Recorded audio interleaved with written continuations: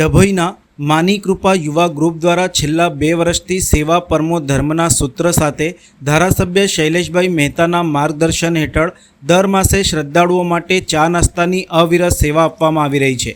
આજરોજ મોક્ષદા અમાસ નિમિત્તે પણ કુબેર ભંડારી દર્શનાર્થે આવતા ભક્તોને ખમણ અને ચાનો નાસ્તો કરાવવામાં આવ્યો હતો।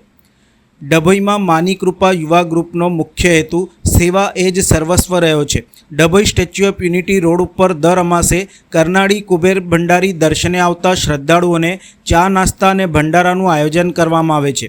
ધારાસભ્ય શૈલેષભાઈ મહેતાના માર્ગદર્શન હેઠળ જૂની માંગરોળ ગામના સંજયભાઈ ઠાકોર, સિદ્ધપુરના પ્રિતેશભાઈ ઠાકોર, જિગ્નેશભાઈ ઠાકોર, જગાભાઈ રોહિત સહિતની યુવકોની ટીમ છેલ્લા 2 વર્ષથી અમાસના દિવસે અવિરત સેવા આપી રહી છે।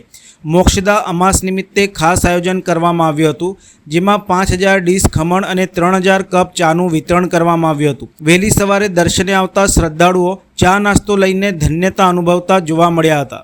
આજરોજ માની કૃપા યુવક મંડળ ગ્રુપ દ્વારા ધારાસભ્ય શૈલેષ મહેતા છોટા સાહેબના માર્ગદર્શન હેઠળ છેલ્લા 24 મહિનાથી આ અમે ભંડારાનું આયોજન કરીએ છીએ અને આજ રોજ મુક્તા અમાસ હોવાથી અહીંયા અમે 5000 ડીશ ખમણનું આયોજન કરેલ છે અને 3000 કપ ચાનું આયોજન કરેલ છે। અહીંયાથી હજારો શ્રદ્ધાળુઓ દર્શનાર્થે જતા અહીંયા પ્રસાદીનો ચા નાસ્તાનો લાભ લે છે અને આ સેવા અમે અવિરત ચાલુ રાખીશું।